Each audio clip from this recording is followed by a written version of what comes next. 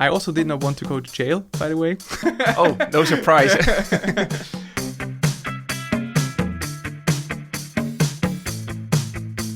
Welcome to the Swisspreneur Show, a podcast about startup stories and learnings from experienced entrepreneurs. Here's your host, Sylvan.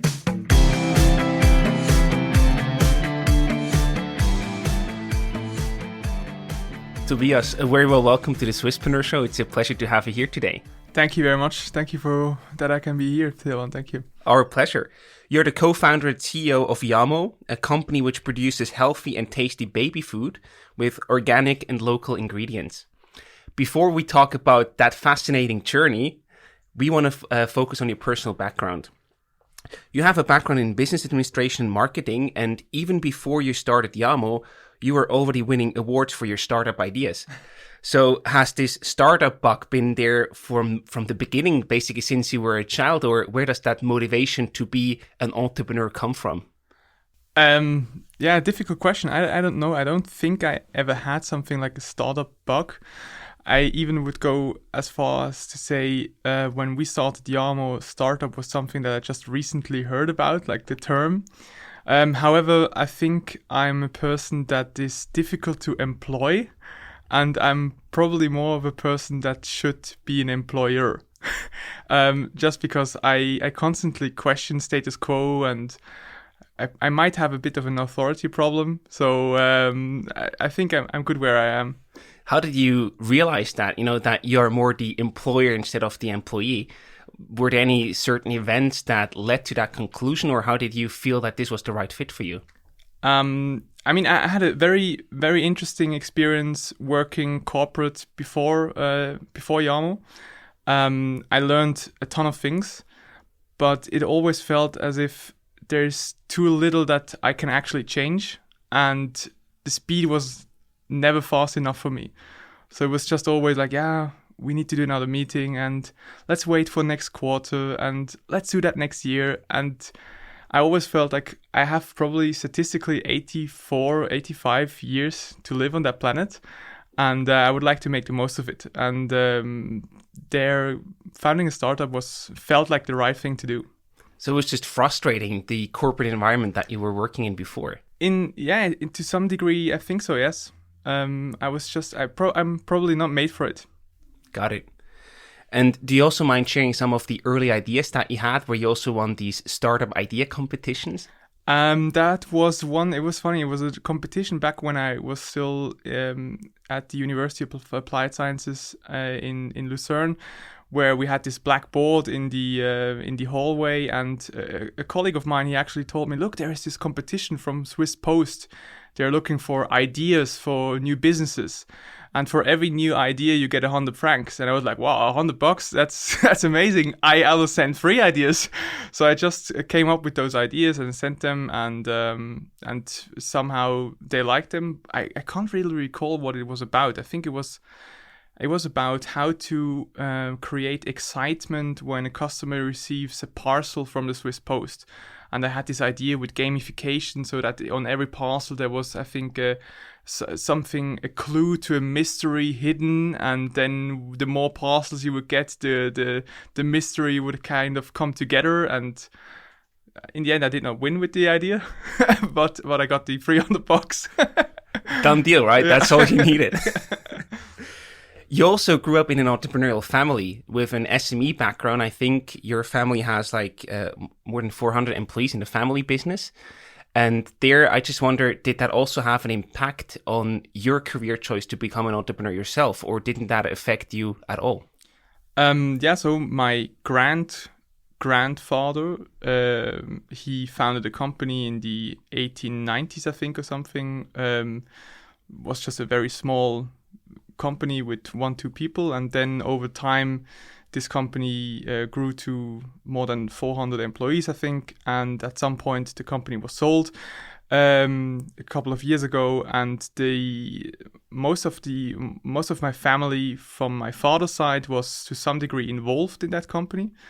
My dad wasn't, actually. He was in the board, but he was pursuing a totally different career. He was a geologist and has his own company in geology consultancy.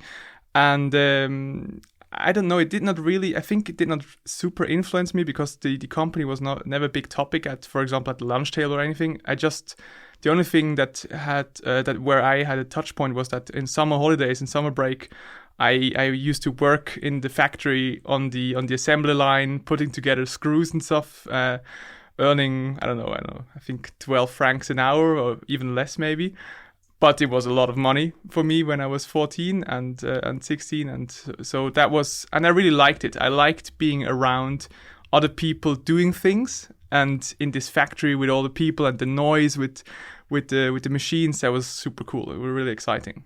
What did you do with the money that you earned there as a teenager? I think I spent it on my first computer. Unfortunately, I would really say unfortunately, I never taught myself to program. I should have done that.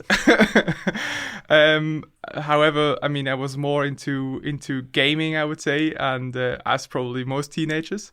So I got the money and I spent it. I built together my own computer. That at least I did. So that was cool.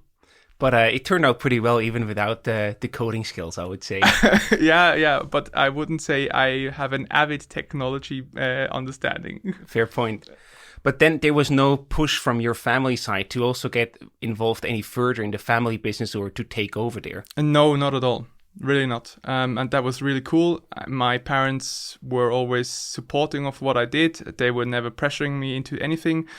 And even actually, I would go as far as to say they could have pressured me maybe more at some point to show me like, look, that would be possible.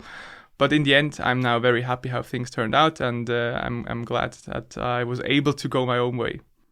And yeah, your own way you went. In 2016, you co-founded Yamo together with two co-founders, and you actually met one of your co-founders, Luca, in 2015 when you were actually working at the Campari Group. Yeah.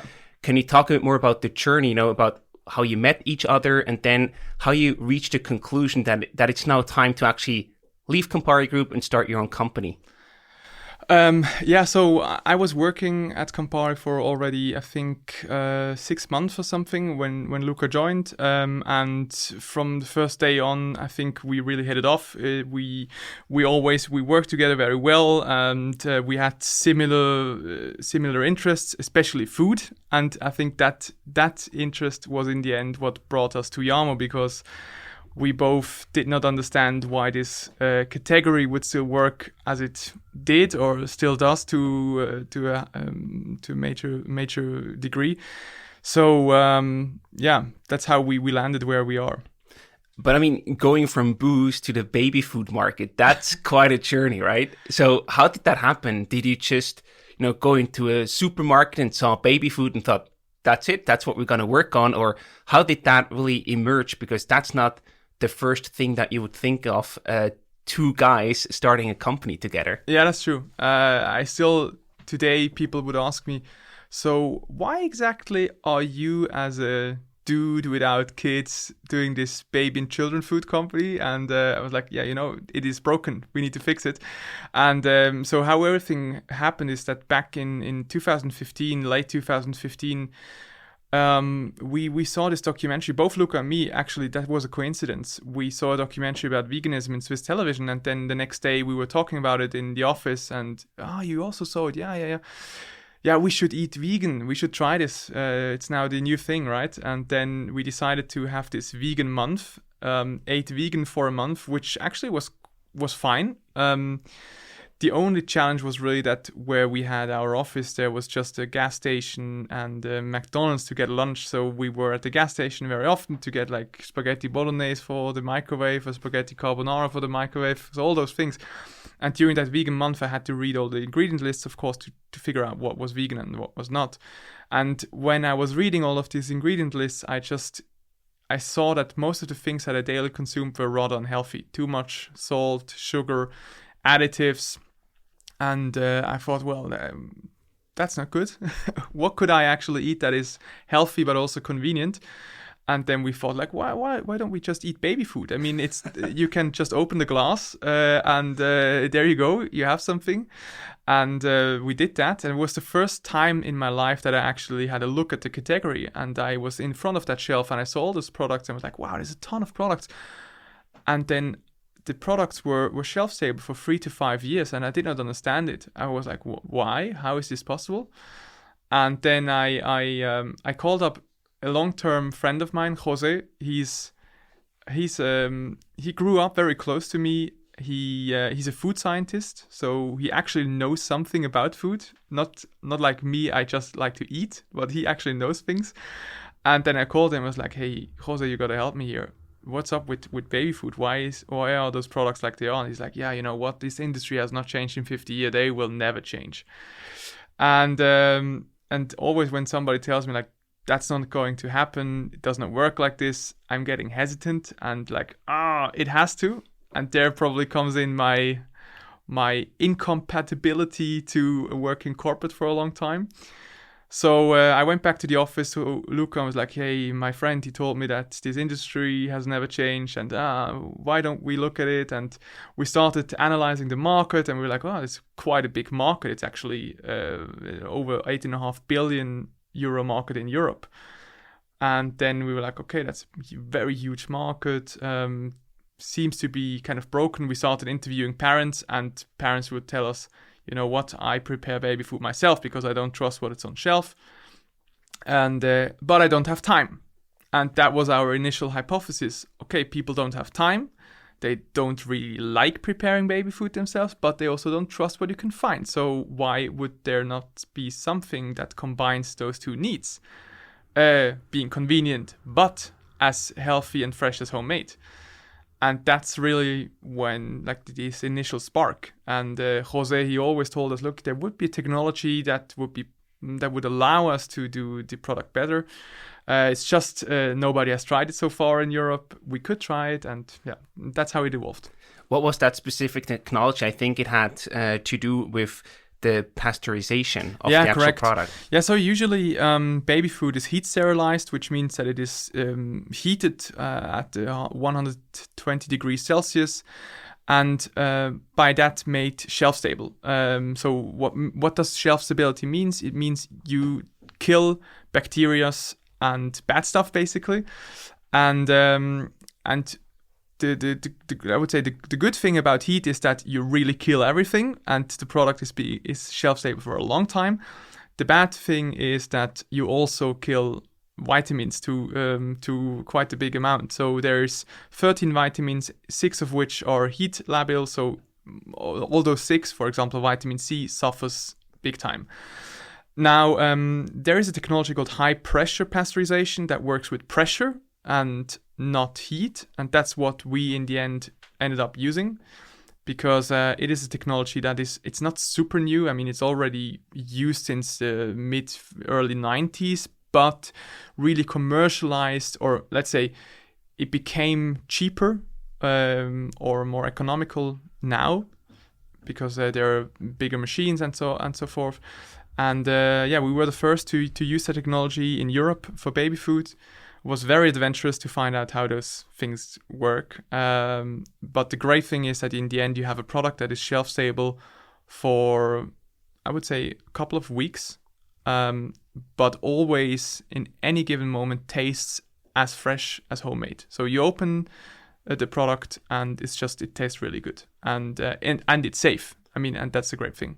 And you still have all the good stuff in there that you want to keep, right? Yeah, exactly. Why didn't the producers of baby food use that pasteurization before? Yeah, it's a good question. I mean, something that we, of course, ask ourselves as well. Like, I always tell also to my team, if we are the only ones doing something, we are either super smart or super dumb. So there's just those two things. And I think the conclusion when we asked ourselves this question was, it would change the whole supply chain of the big companies, because the product afterwards needs to be refrigerated, so below 8 degrees. It's like a yogurt in the end. Mm-hmm. And that's very, very different from shipping and storing ambient products that can be stored for years. because you produce to stock and we produce to be consumed, more or less. And that is, from a supply chain point of view, very, very different. And I think that's just not something that the big incumbents want to go into, because it would change their whole company, basically. Right. That's a huge effort that you would have to put into that, yeah. Which you actually did, but we'll talk about that in a minute. Yeah, I mean, the good thing is we had the opportunity to build everything on a clean slate. Right. We had no legacy. And that's, of course, as with every startup, that's your big advantage.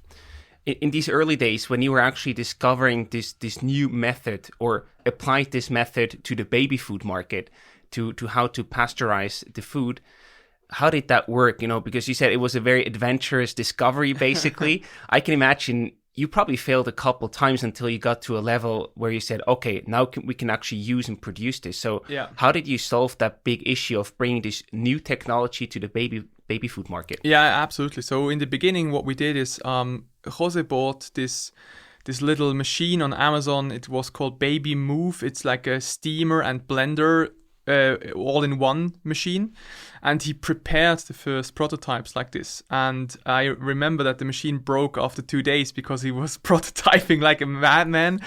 And then he took those products and he showed it to parents, and they were like, oh, this tastes well. And then we thought like, okay, now we basically have the product. So what we did in the beginning was we rented ourselves into those industry gastronomical big kitchens, where Luca, Jose, and me, we went to Bodega, bought basically everything that we could find to prepare baby food, got into that kitchen 5 a.m. or something, started preparing the stuff.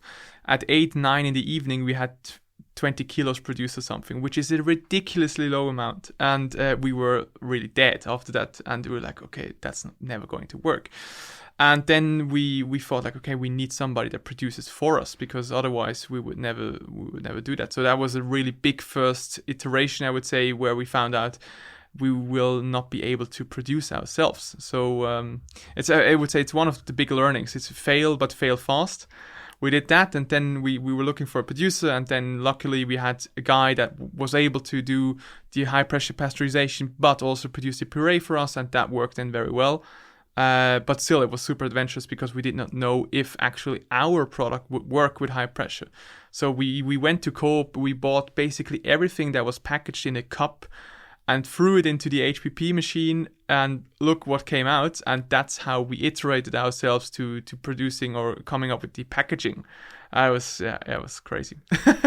What kept you going? Because these are huge challenges that you faced there, right? You're just producing 20 kilos in one day. You're exhausted at the end. You think that's never going to scale, that's never going to work. What kept you going? Because most people would have probably just given up at that point. Yeah, it's a good question.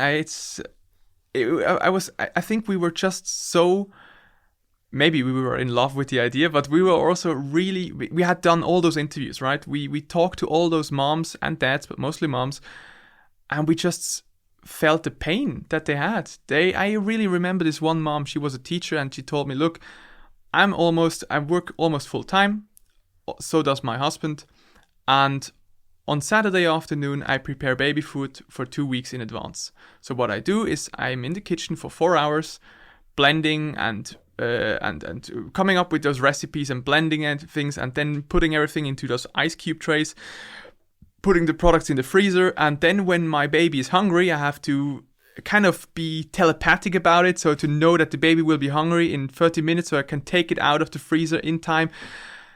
And it just felt like people were not happy with what they had or with the situation. And it's also something I did not understand, is why we humans, we always tend to go for something better, something that makes our life easier, of course, without losing anything of the good stuff.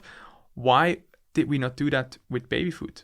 And and then in the end, it probably was this that kept us going. Like, we knew that there was a market, we knew that there were people that wanted to have this problem solved, so we just needed to make it happen somehow.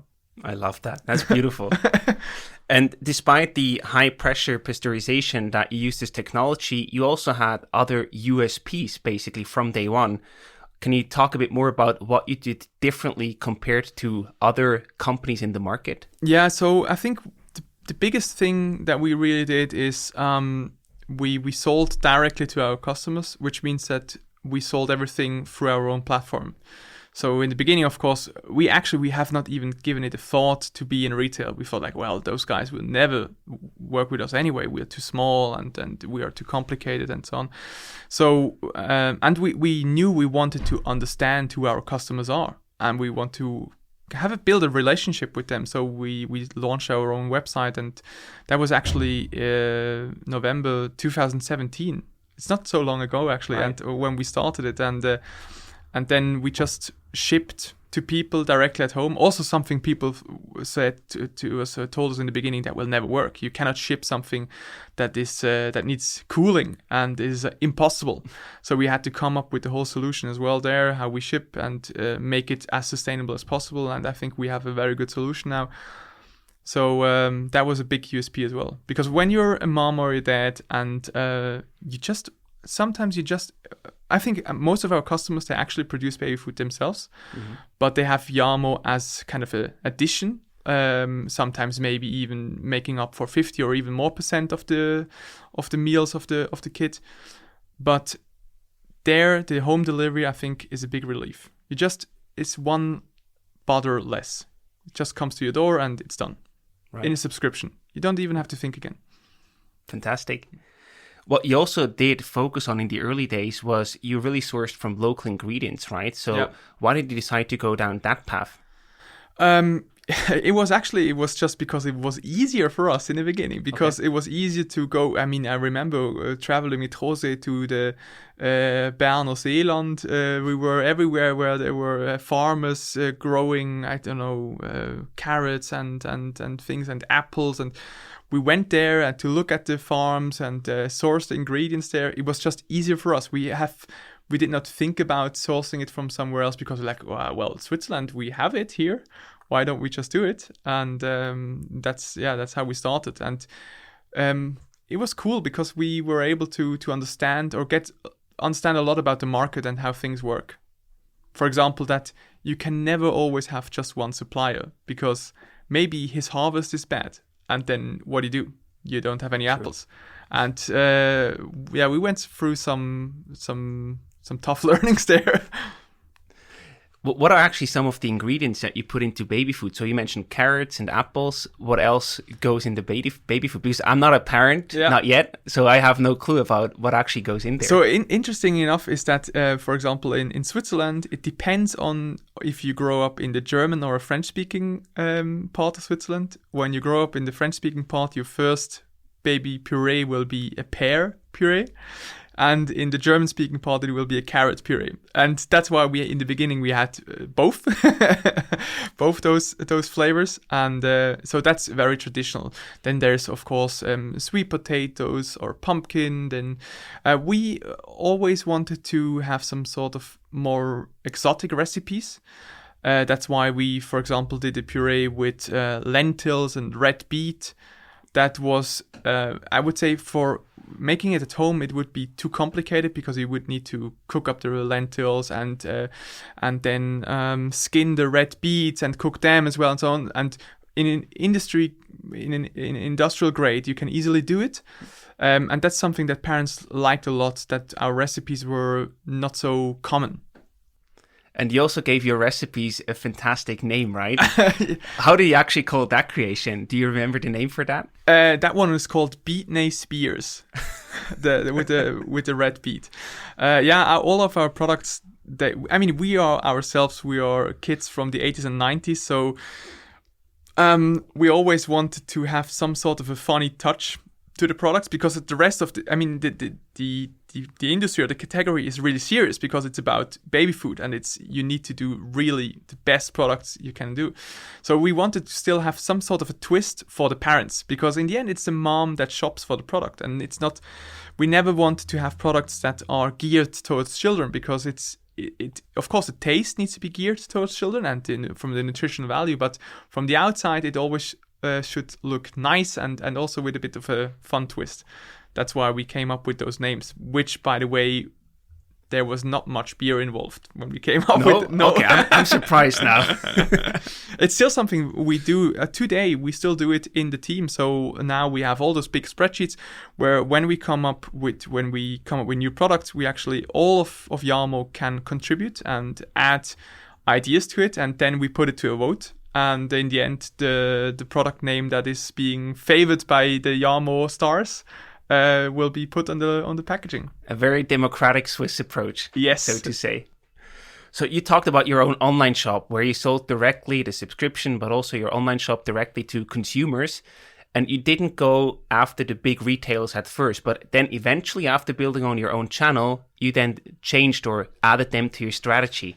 How did you make that decision, and why was then the right time to actually go also after big retailers? Yeah, we did not actually make the decision. The decision was made for us, because when we launched end of 2017, I think it took something like 2, 3, 4 weeks when we received the first email from Coop and a call from DM, from the drugstore market chain in Germany, and they both said, look, this is very interesting what you do. Finally, somebody that challenges the status quo in this industry.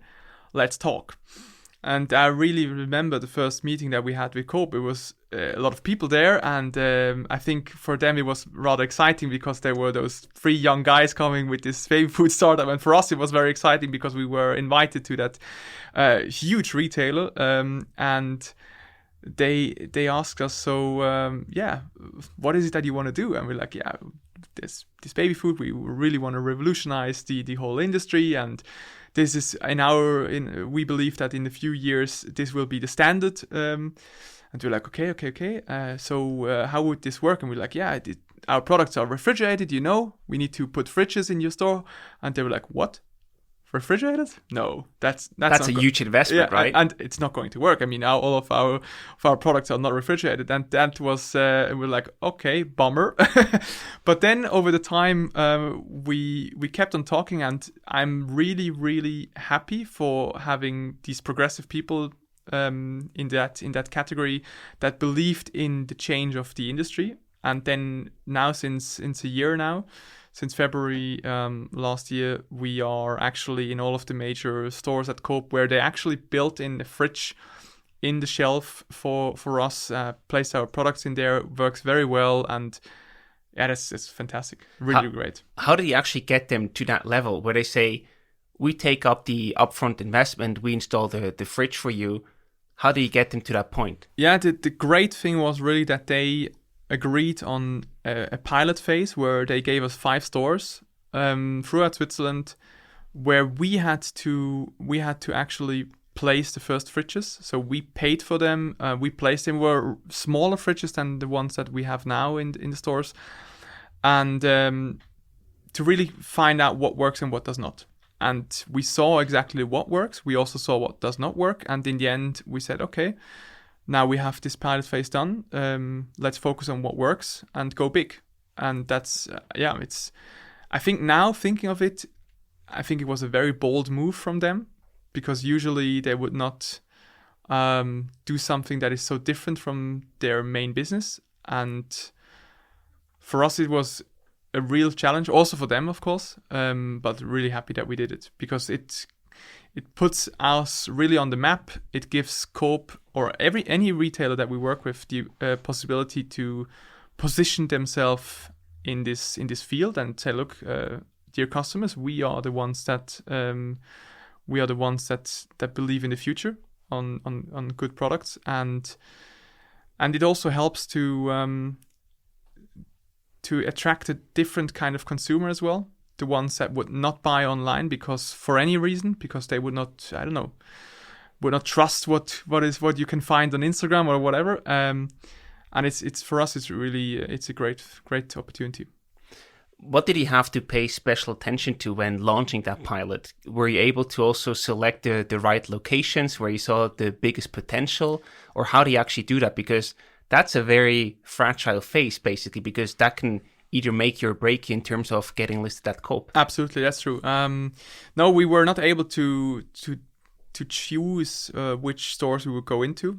It was really more of a where do we have stores where this would fit. But fit, I mean, from a physical point of view, where do we have shelves that are big enough for a fridge or whatever? That was really the issue. So we had to make it work in those stores, and you can see differences between the stores, really big differences. You can see that urban, semi-urban stores work a lot better than very rural stores. I think that's something that is probably every new product has this in common, because probably people that live in cities are usually more open to new things. I don't know. Yeah. What else was important in that regard? I mean, you also had to get some data, right, about how many products were actually sold, maybe also do some changes or adaptations as you go throughout the pilot.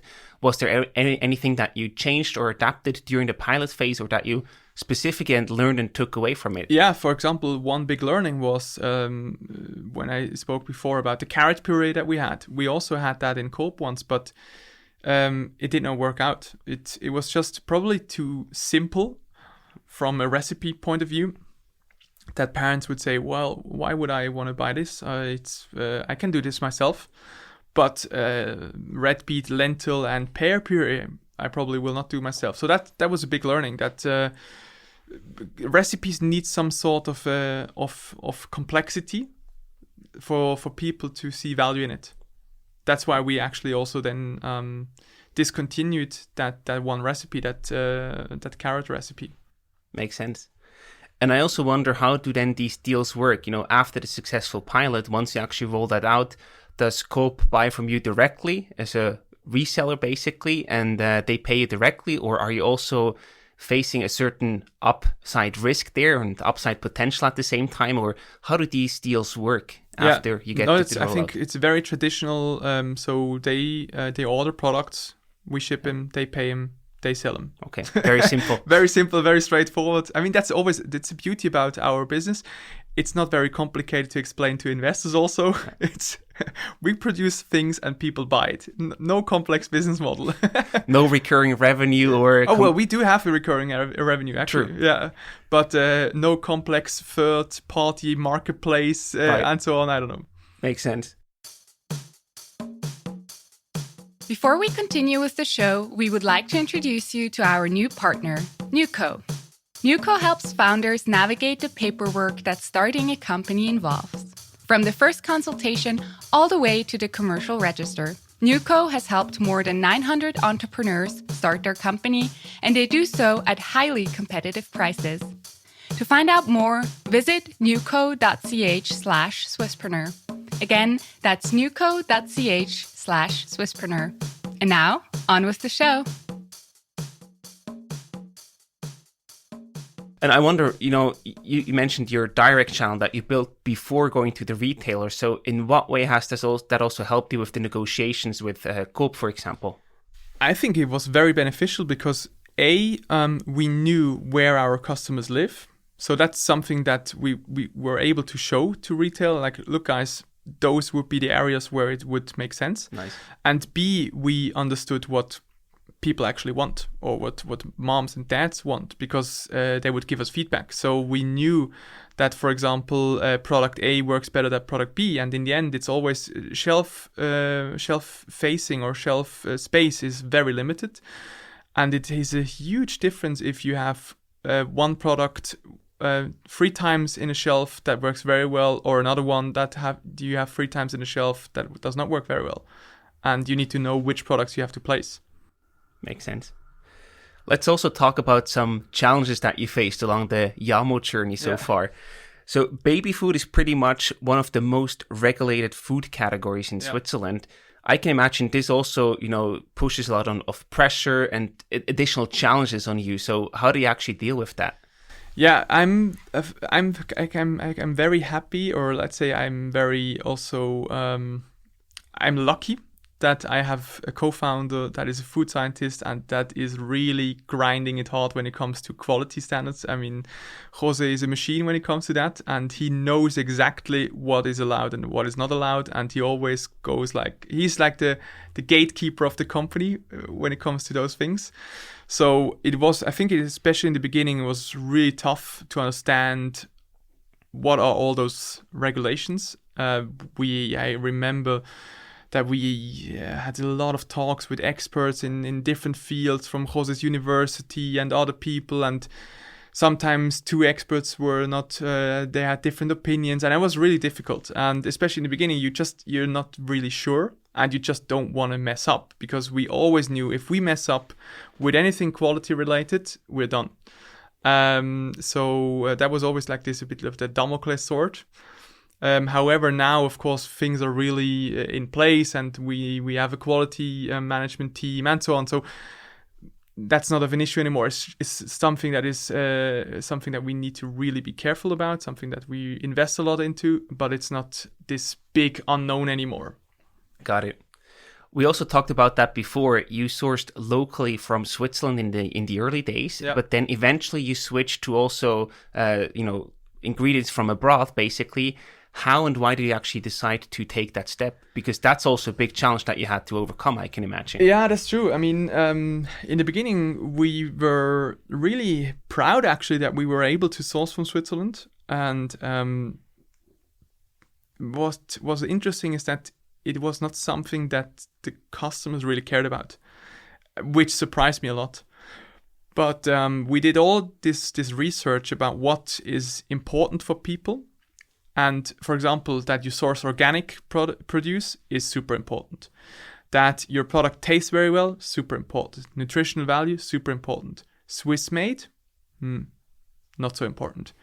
If we would produce meat, it would be very important, but the rest of the things that we buy, what is really from Switzerland? Not that much, actually. So, yeah, of course, dairy, meat, but then the rest, not much. So that was, I think it was for us a bit of an epiphany. We're like, okay, interesting. And then, but we actually ran more into an issue because we had our volumes grew, and we were not able to always have the materials that we wanted from Switzerland. So we had to, in the beginning, we just had to add some more products from for example, from Italy or from Spain. Then we had to take away the Swiss logo from our products because we were not able to withhold this Swissness rules anymore. Mm-hmm. And then all those challenges started, and in the end we ended like, okay, we have to ditch it at all because we cannot. We cannot work like this. Right. Did you have any data points about how you went about testing that Swiss product versus products from abroad or ingredients from abroad? Yeah, we did all of those studies just with quantitative online, with surveys. That's something we are really numbers driven. We are data driven. We want to understand why things happen and not just do things. Of course, sometimes you just have to do things without knowing anything. Right. But I think now we are at the point where we have a lot of data and we can understand a lot. We just have to, do it. Makes sense. And we also talked about that in the intro, basically. You three co-founders, all male, without any kids themselves. That's also a challenge per se, because just story-wise, people are probably going to ask more questions about why are these guys exactly doing that? It's not really, the great story that you would say, I had my own kids, then that was a problem that I ran into, so I solved it. So was that also a challenge that you faced along the journey so far? Yeah, it was something that was raised it was raised in the beginning. I would say people was like, but are you actually, would people believe this story? Why would you do that? And now I would say it really helped us because it was not this traditional, very common story of the mom that faced the challenge and then founded the company. Because that's something that everybody would expect, basically. Right. Now it's really different. And I think different is sometimes also good. And I think what was really good is that us not being dads allowed us to really think different and to have a total outside perspective, because we had to learn everything ourselves. We had no bias at all. So we had to do the interviews, we had to understand what the pain points are, and we had to look from the outside. And that, I think, still today is very important, because we now are really about to transform the company into a holistic, into a children food company, where baby food is an entry, but we will we have already now come up with new products that are for kids. So I think that's only possible because we can always rethink things and look from the outside. And I'm sure that there are also competitors that basically are your opponents to a certain degree that are not that happy about that outside perspective that you are able to take. So you've previously mentioned that homemade baby food is basically your biggest competitor. But what about the other companies, the international competitors like like Hip, for example, or Mia, Ben & Yummy, and so on? How do you deal with those competitors? Do they even affect you to a certain degree? I would say yes, they do affect us, because we have to be cautious and we have to see what they do. But Luca always puts it that way: if you are running and you're in a sprint or in a marathon and you're number one and you're running, and when you always look back, then you probably will be overtaken at some point because you cannot concentrate on running. So yes, I would say we put a pair of eyes in the back of our head as well. But no, seriously, it's really refocus on ourselves, and I think we know where we want to go. We know we have a very clear vision of what we want to build, and with that in mind, it's about focusing on the customers and thinking of the future. I like that approach, because I think you can really drive yourself crazy by looking left and right and think about what the competitors do and then completely forget about your own business. Yeah, I fully agree. Yeah. Nevertheless, Hip had made some moves to sort of annoy you to a certain degree. Can you talk a bit more about what happened there? Yeah, so it was an interesting story. I mean, people told us in the beginning that, look, once you will go to Germany, things might become rougher because it's just a different competition. Switzerland, we are nice people, and Germany, it will be tougher. And it actually, it turned out to be true. I mean, there was a time, I think in 2018, where we basically every week or every 2 weeks we received another warning, like an Abmahnung from Hip for different things, mostly advertising related, really like things I would have never considered that we would get like a legal letter for. I mean, for example, we had this one Instagram ad where we said, what was it? It was bei herkömmlicher Babynahrung wundert es nicht, dass Kinder lieber am Daumen nuckeln. So with traditional baby food, no wonder kids would rather suck on their thumbs. And we found it was funny, and we did not mention anyone. Right. Now, unfortunately, Hip did not like that. So they sent us this warning, like saying, hey, we are number one. And they are the biggest in the market, 60-70% market share, I think, in almost all the markets that they're in.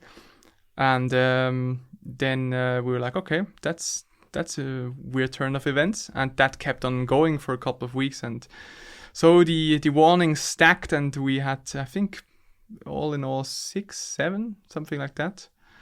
And in the beginning it was funny, and then not so funny anymore, because it was really kind of putting a lot of pressure on us. And also we were like, okay, what does this mean? Because we had to pay the lawyers, of course, to fight this, or sometimes give in, because we just decide, okay, well, if it's just about not saying this sentence anymore, I mean, we can live without it. Right.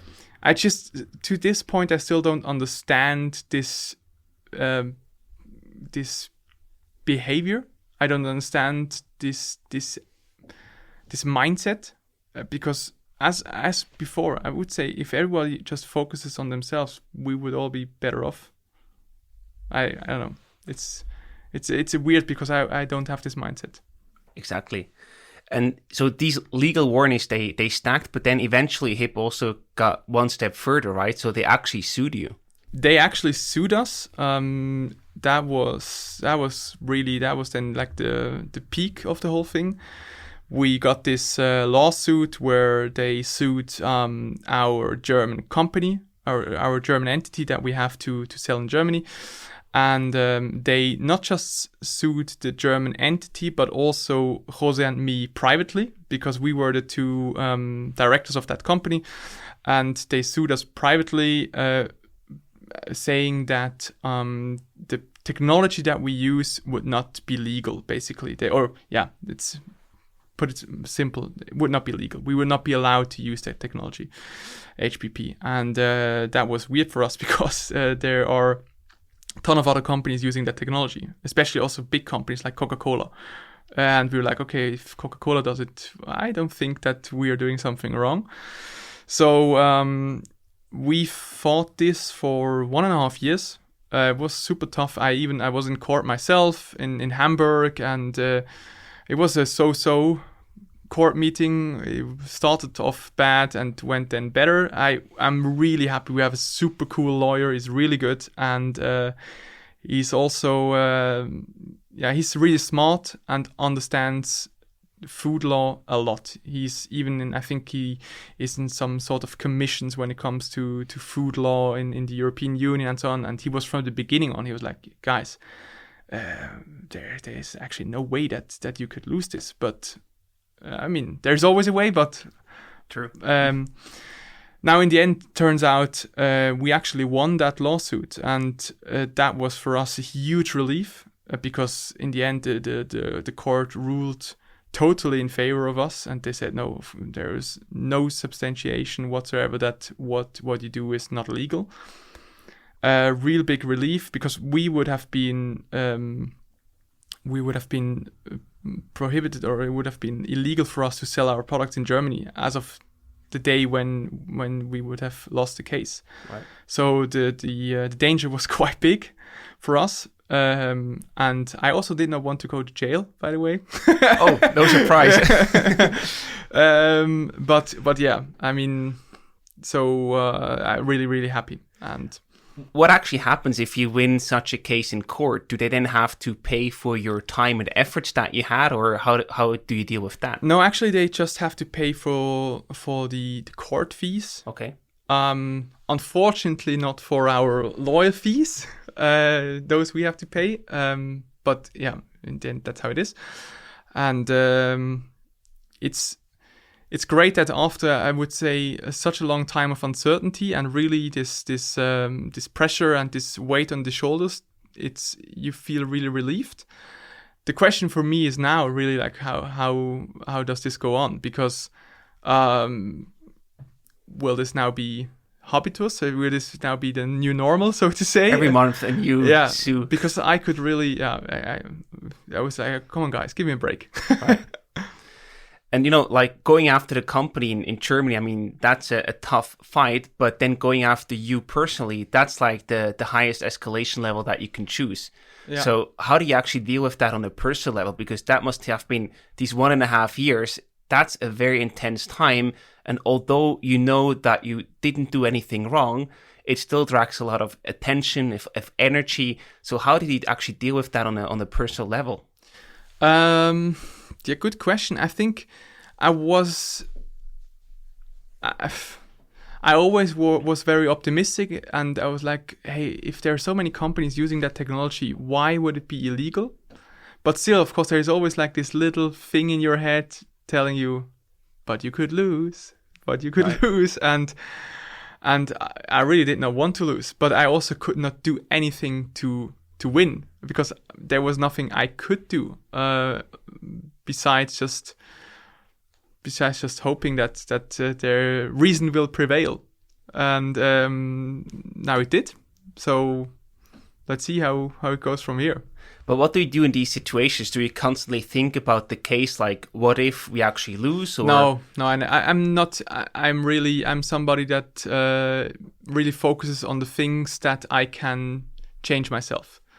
I never or at least I try to. I would say but I try to not focus on things that I cannot change anything anyway, because it doesn't make sense.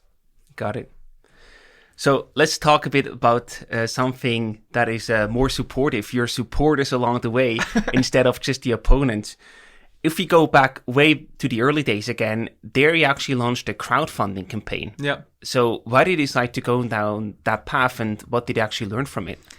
So this crowdfunding campaign thing was something that we never wanted to do, actually. But Luca, Jose, and me, we put in all the money that we had into the company when we founded the company, and then we lived off that money that we put into the company, and we did everything in the company with that money. And at some point we were like, okay, we're soon gonna run out of money, but we need to do this first production. And then a lot of people always told us, why don't you do a crowdfunding campaign? Why don't you do a crowdfunding campaign? And we were like, come on, never going to work. I mean, we did not come up with a cool, crazy gadget or something that you could sell and people would say like, yeah, this new drone.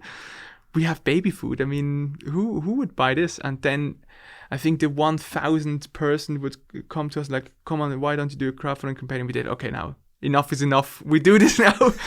So we called up the people from We Make It, and it was super cool to talk to them. They were really excited about it. They were like, yeah, this is going to work brilliant, and it's a fantastic story. 3 guys, no kids. That's exactly what you will be able to sell. So we did that, and it worked like a charm. I mean, we pre-sold product worth of 52,000 francs within a month. It was unbelievable for us back then, and really, really cool. And then we had the money to actually do that first production run. And I think the most important thing was that the crowdfunding campaign gave us the platform or this vehicle to promote Yamo, to promote us, to promote the idea. But also was for us very important to prove that there are really people that want to buy this product. Before that, we only did interviews, but we did not sell anything. Mm-hmm. And there we sold something, and that was like, okay, well, maybe this can be a business. Right. So that's like the next level marketing test. Yeah, exactly. Yeah, I would say so. And if people would ask me now, should I do a crowdfunding campaign? I would always tell them, look, yes, do it, but it will be a lot of work. I mean, we worked, I think, 2 or 3 months almost full time on that crowdfunding campaign before it launched. It was a lot of work, but it was worth it. What did you spend the most time on during the crowdfunding campaign? Was it really like getting traction? Campaign planning, building up the community, really creating all that content, trying to get in touch with media and to get some clippings. And that was really what we did. But I really like that approach, because I think in a B2C market case in Switzerland, that could actually be a really great test where you have a good upside potential to really validate that to a certain degree. But of course, 2-3 months are not nothing. And you also have to invest some money and time, but it's a limited downside. So you don't need to have big investor money to then roll out a B2C case. Exactly. And then it will eventually not work. It's a nice little test to know. I fully agree. Hypothesis. I mean, people would always tell us, just create a landing page and then sell your products. Do some Facebook advertising, put in 100 francs and sell it. And we were like, okay, but what will we sell? We don't have any products to sell. Just write people. You will receive it in a couple of months. We're like, no, I'm not going to do that. I'm not going to put up a fake landing page and sell something that doesn't exist. That just went against my ethics. And then other people were like, why don't you just whip up some products and sell it to them? Like, no, I need to have like real products, quality, and so on. And then it's just not so simple. If we would have sold T-shirts, maybe easier. But I think that's what people often confuse about the lean startup testing, exactly. Right? So then you say you go out with half a done product or half a finished product that is not the quality standard that you want to have. Just go out there and sell it, and then people are actually frustrated because it's not living up to the expectations. Exactly. And then you completely ruined your brand. I really try to be very lean in certain areas, but I think when you have food, especially food for children, there is no way for lean. Exactly. It's all or nothing. Yeah, exactly. Yeah. Although I think then if you go down the B2B path, then that might eventually work, where you then say we sell a product to get the financing done. There, that's a completely different market. Yeah, but for B2C, that's a really nice setup. Yeah, agree. You also mentioned that you lived off your own investment, basically, of the 3 co-founders. Yeah. How much salary did you actually pay yourself in the early days? 0. So actually nothing. Yeah, we had no salary for almost a year, I think. And then first salary I think that we paid was, I can't recall, I think 1,500 francs, if I'm not mistaken. Talking about skin in the game. Yeah, but I think it was also, for me, it was very important to do that, to really put my money where my mouth was. I never wanted to just raise a lot of money and then live the same way as I used to before. It did not feel right. I felt like I need to go through all of those months and years of really scrappy startup to know how it's like and to kind of prove that I'm doing this for the company and not for myself. And yeah, walk the talk, basically. Yeah. And then actually, if we fast forward a bit, in July 2020, you scored a 10.1 million in Series A funding. And what were actually the investors that were most involved in the project? I think you also had some great business angels that supported you early on. So how do you actually close that round? Who was behind it and how do you actually support you? Yeah, so we have a bunch of angels that supported us from not day one, but from day one when we went commercial. For example, Mike, the founder of Doodle, or Nicolas and Laurent and Dario, and those guys were just always such a big help. Not in a way that they would impose themselves upon us, like, hey, do this, do that, but really being there if we needed something. And that was really cool. Still is today. Nicolas, for example, is in our board, and it's just, this guy has seen so much and he has built himself companies, and he knows what he's talking about. That's, again, walking the talk, and that's what I really, really appreciate. Then later on, institutional investors came on board. First one was Ringier Digital Ventures, together with B2V, and David, the managing director from Ringier Digital Ventures, is also now in our board, or already for 2 years, I think now. Fantastic guy, really super supportive as well, and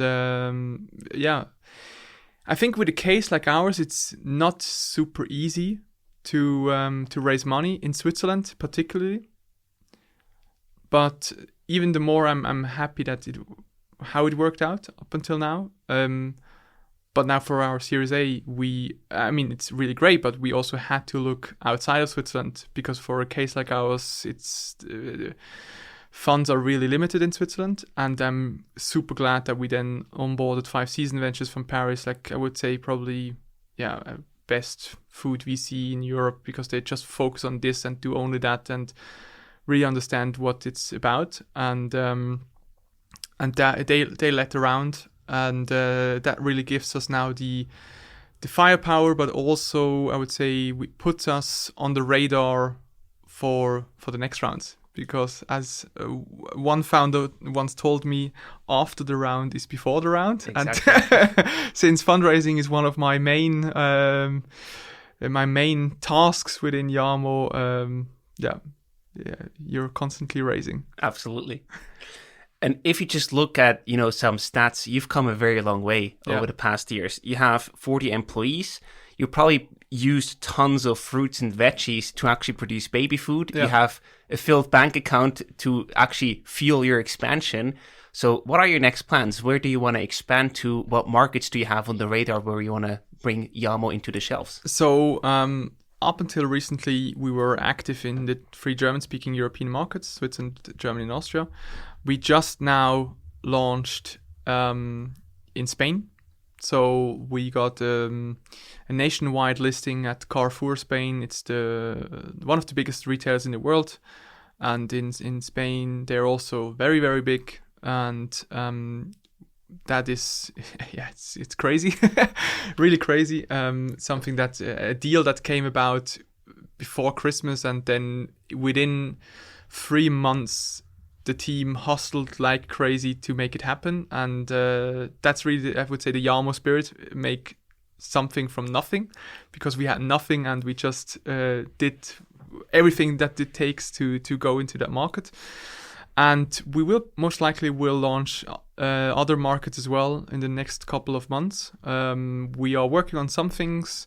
It's always a bit, with this whole Corona pandemic situation, it's sometimes a bit unforeseeable what works and what does not. So let's see.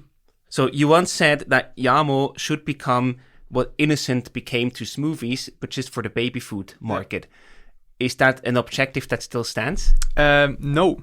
No? Actually not, because it's not just baby, but children. Got it. So no, that's our big topic of this year, of 2021.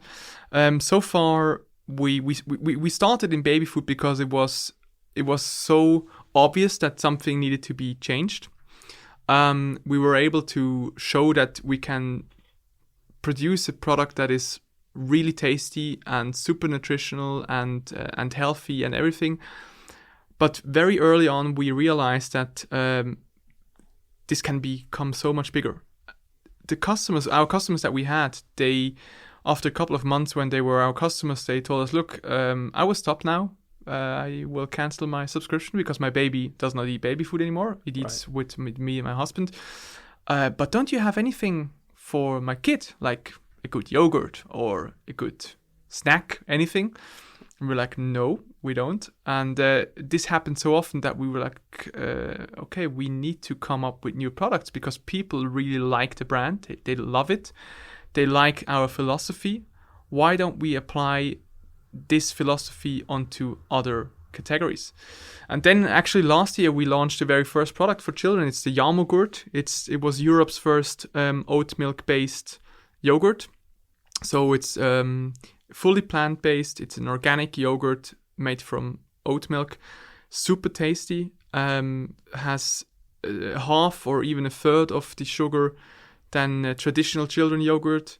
That's something that's very important to parents. No added sugar, and makes up for 20% of our sales already now. So it works really, really well. And that's when we also decided to continue working on products like this. So we just now launched another product, the oat drinks. It's a drink, a flavored drink flavored with mango, or with the other one with choco, the Choc Norris. and now we launched those for children because it's like we for us it's like this Pausenmilch 2.0. It's like the milk that you have in your school lunchbox. Later this year we will add new products and want to really form Yamo into this leading brand of healthy and especially tasty children food. Where baby food is a brand entry, but there is a lot more to come. You're just getting started. We're just getting started, yeah. Crazy. Exactly. But Innocent was then eventually bought by Coca-Cola. Yeah. So who can be your Coca-Cola further down the road? Any plans, any ideas? I don't know. It's honestly, it's not something that I really think about a lot. I mean, of course, I need to think to some degree about it, because we have venture capital investors, and there's only two ways how they get their money back. It's either if we go public or if we sell the company to whomever. So I would say we have some sort of the destiny somehow is clear.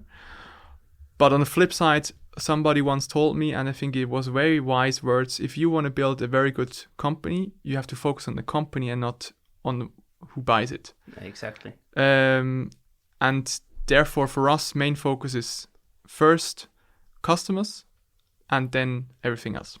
I mean, the potential exit will follow automatically if you build a great company, right? Potentially. People will be interested, and then you will get the talks anyway instead of just focusing on that from day one. Yeah. Awesome. So before we wrap up the conversation, we also always ask our guests about their favorite gadgets and resources. So are there any blogs, books, podcasts, anything that comes to mind that you can recommend to our listeners? Oh, wow. I read all the traditional startup books. I think Probably, yeah, it's such a classic. But A Hard Thing About Hard Things is one of my all-time favorites. Really great book. I recently also listened to actually the high growth, how's it called? The High Growth Handbook. High Growth Handbook. Exactly. From Elad Gil. Exactly. Yeah, yes. it was really good as well. And besides that, I read a lot of different blogs, especially from venture capital investors from the US in consumer space.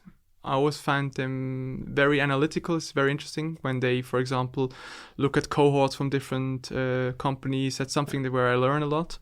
Is there a particular one that you could recommend? So one that I really like is it does not write that much anymore, but it was from Max Niederhofer, one of the partners of Hardcore Capital.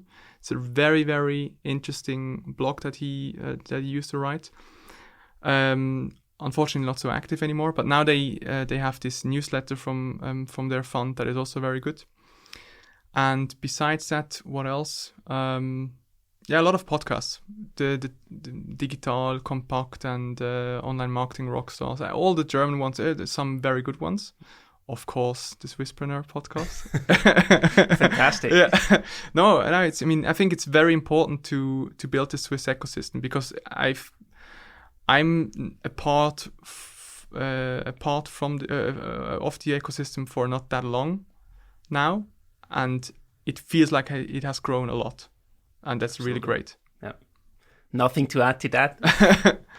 So the very last section for you today are some rapid fire questions. I either give you a selection of 2 or 3 different options, or an open question that you can answer in 1 or 2 sentences. Are you ready? I'm ready. So for you, Lucerne, Zurich, or Zug? Lucerne. That's where you live. That's where I live. That's where your heart is, I guess. My heart is in Basel. Okay. So if you would have said Basel, it would have been without hesitating Basel. Okay, fair point. Where do you actually go to think? I go just walking. I like walking around the city. Makes sense. Online retail or brick and mortar store, if you had to choose one of them? Oh, that's a tough one. Still offline because I like the smell and I like the things, but I think this will change in a couple of years. Yeah. How many hours do you actually sleep on average per night? A lot. I need my sleep. So 7 hours is really like I target. Awesome. What are you most proud of in your life? Most proud of? I think I'm most proud of that we at Yamo, we somehow managed to build a culture where people are really happy, very ambitious, and it's just fun hanging out. That sounds like the perfect combination. Yeah, it does. And the last one, sorry, I couldn't resist, but the last one for you, proud dad or child-free? I had to ask. Proud dad. Okay. Not yet, but... Not yet, okay. Who knows? Who knows? Awesome. Hey, Tobias, that was a lot of fun. Thank you so much for sharing the Yamo story, all the great stories and learnings. And we wish you all the best and lots of success and are just super thrilled and excited to follow your journey. Thank you so much. Thank you very much, Silvan, for the invitation. It was really a pleasure.